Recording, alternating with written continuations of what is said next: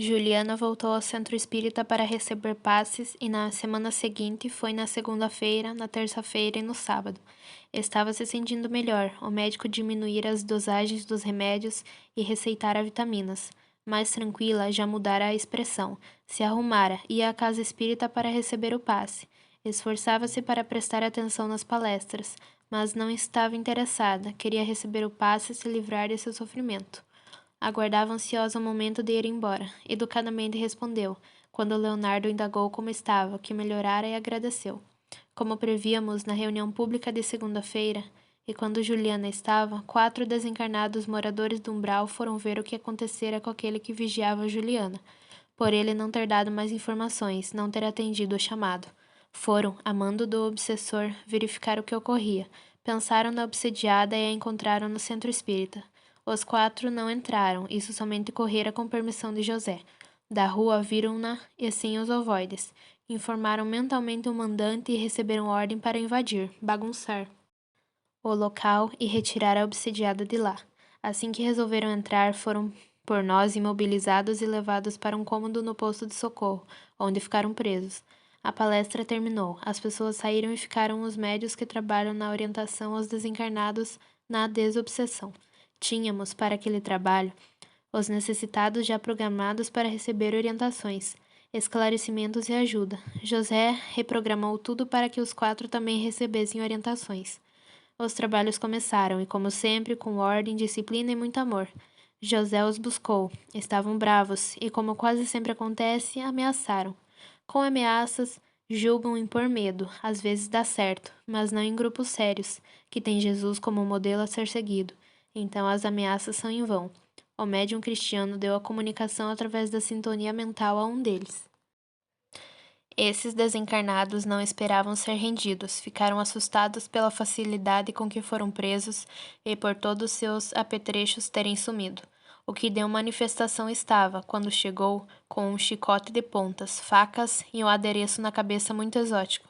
Ele sabia que era possível esta comunicação, mas nunca havia acontecido com ele. Por mais que se esforçasse, não conseguiu sair de perto do médium, sentiu-se preso pelas energias de Cristiano.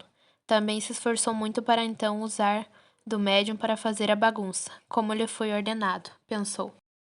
Vou derrubar cadeiras, jogar a mesa nos encarnados, derrubar a estante de livros, mas nada. Ele não conseguiu nem levantar o médium nem fazê-lo falar alto. Então temeu o castigo que receberia por não ter conseguido cumprir a ordem. Resolveu responder o cumprimento. Boa noite. Eu, Antônio Carlos, através da médium, conversei com ele. Você está entre pessoas sérias, que amam a Deus e ao próximo. Aqui não poderá bagunçar. Devolvo minhas coisas. É assim que são bons, pegando coisas dos outros? Seus pertences estão conosco, guardados ali. São de fato seus. Foram tirados porque queríamos conversar com você e não precisa aqui deles. Não lhe servirão para nada. Lembro-lhe. Você e seus companheiros é que vieram aqui. É porque ela veio. O que vocês fizeram a ela? Como todos que buscam ajuda nessa casa, tentamos auxiliá-la, respondi. Não é para ajudá-la, ela não merece, argumentou ele através do aparelho vocal do médium. Fazemos como Jesus, não negamos socorro a ninguém. Convido você e seus companheiros a conhecer a outra maneira de viver.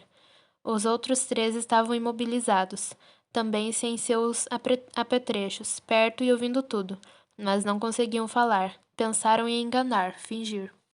Concordar. Saírem dali. Tinha, porém, um detalhe. Não cumpriram a ordem e temiam as consequências. Argumentei com eles, mas somente o que estava perto do médium cristiano respondia. Não tem medo da colheita de sua plantação? Como será a sua reencarnação? São fatos que sabem, porém evitam pensar e deixam para o futuro.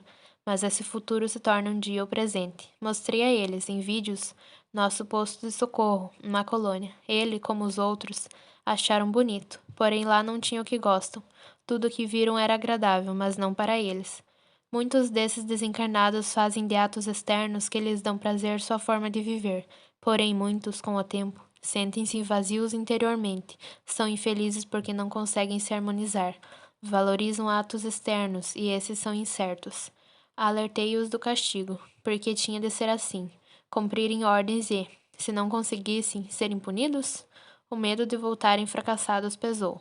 A maioria desses espíritos acredita não ter opção, porque não podem deserdar, e por medo continuam fazendo ações erradas, cumprindo ordens, mas, infelizmente, há os que gostam de viver assim e desfrutar das sensações dos encarnados. Porém, se cansam, a insatisfação incomoda. O que falava comigo e com o outro resolveram ficar conosco. Voltariam ao cômodo, conversaríamos novamente com eles. Um deles estava ciente de que não se renderia, acreditava que poderia voltar, e ao contar o que vira, não seria castigado. Aproximou-se da médium Isabel e o outro de Dandara. Leonardo conversou com um deles, e eu, através da médium Vera, com o outro, com aquele que estava certo de voltar. Não aceitou nada do que ouviu, disse a ele. Preste atenção no que estava vendo aqui, o que acontece nesse lugar. Se quer voltar, pode ir e conte a seu chefe tudo o que presenciou aqui.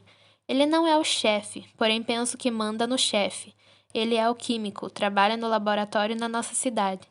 Ele faz muitos favores para os moradores de nossa cidade, para outras cidades e também para aqueles que fazem maldades para os encarnados, como a macumba, feitiços, etc.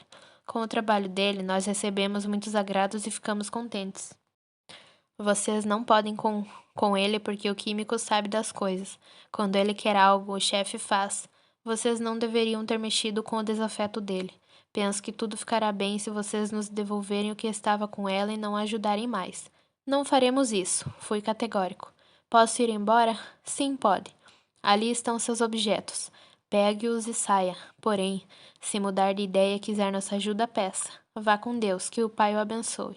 Ele rapidamente se afastou da médium, pegou suas coisas e volitou. Os três ficaram no cômodo. O que foi embora não sabia que no seu capacete estava um aparelho nosso e por ele veríamos o que aconteceria com ele. Com o trabalho de orientação aos desencarnados terminado, Eulália e outros servidores do posto foram cuidar dos muitos necessitados que foram socorridos naquela noite. José e eu fomos conversar com os três. Vi, pelo transmissor, pequeno aparelho, o que acontecia com o quarto.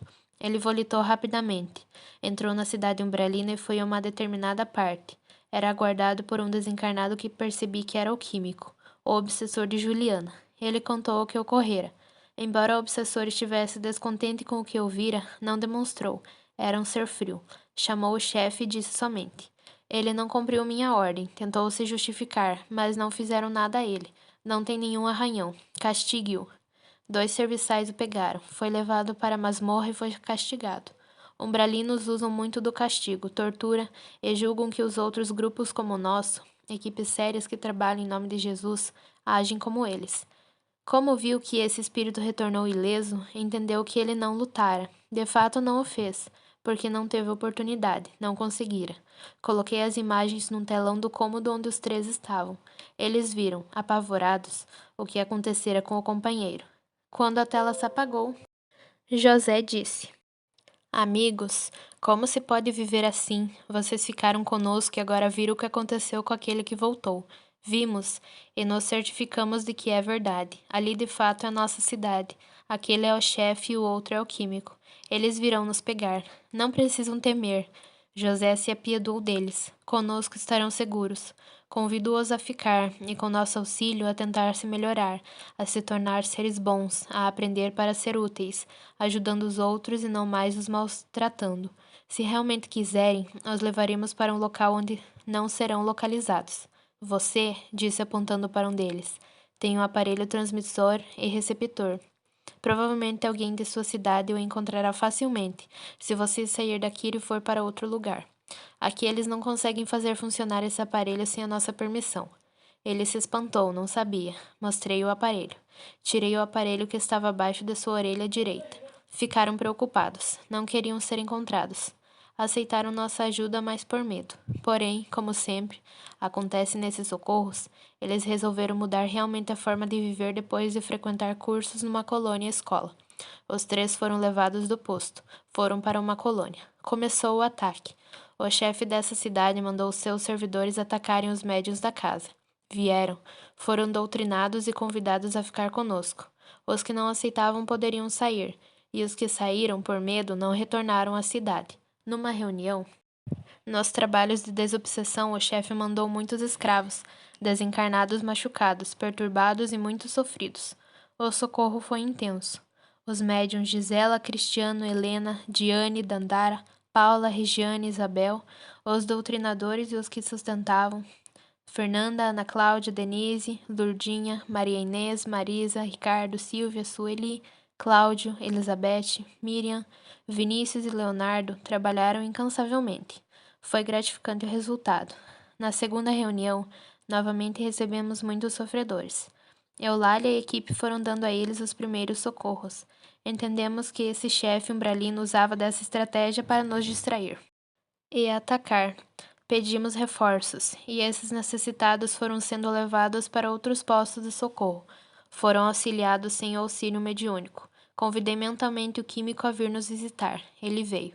Por vídeos, por verem aparelhos de seus servidores, que vieram ao centro espírita e voltaram, ele sabia de tudo o que acontecia conosco, com os encarnados que ali frequentavam, os trabalhadores desencarnados e como era o local. Foi atraído para um médio cristiano e educadamente respondeu à saudação de boa noite. Observou tudo, me encarou e sorriu com desdém ao ver o trabalho de Eulália. Pensou, por que ela cuida desses imprestáveis? Por amor, falei. Lê meus pensamentos? Está gostando do que vê? Não respondi sua indagação e perguntei. Não estou gostando de nada. Você é o famoso cabeça branca? Cristiano fielmente repetiu o que o químico dizia. Às vezes sou chamado assim, porém não sou famoso. Não queremos briga nem afrontar ninguém. Não fomos à sua cidade. Você que nos tem atacado. Por quê? Não seja sarcástico perguntando o porquê. Desafiaram-me quando desfizeram algo que fiz. Pegaram e sumiram com alguns dos nossos servidores.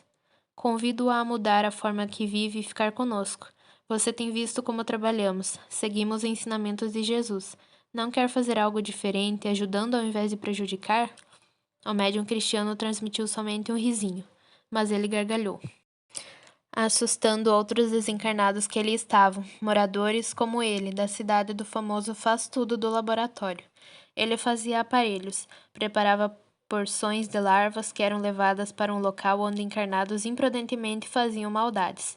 Bastou vê-lo para saber o porquê dele perseguir Juliana. Os dois, por muitas encarnações, discordaram e mudaram de lado, ora obsessor, ora obsediado, e se reencarnassem juntos, tornavam-se inimigos. Esse desencarnado, ou obsessor, que gostava de ser chamado de químico, era estudioso, sempre gostou de aprender. Fora químico na sua última encarnação. A forma de vida que estava tendo começou a cansá-lo. E quis mudar. Decidiu colocar um fim nessa desavença que muito o fez sofrer. Juliana estava encarnada. Encontrou-se com ela, com seu espírito afastado do físico enquanto este dormia. Pediu perdão e paz. Ela não aceitou. Ele estava disposto a mudar, resolver essa discórdia e planejou fazê-lo reencarnando como filho dela. Pensou: terminarão nossas desavenças. Como mãe, ela me amará, e eu, como filho, a amarei. Porém, Juliana não o aceitou. Abortou-o numa repulsa, não queria filhos, muito menos aquele. O químico então resolveu continuar a vingança.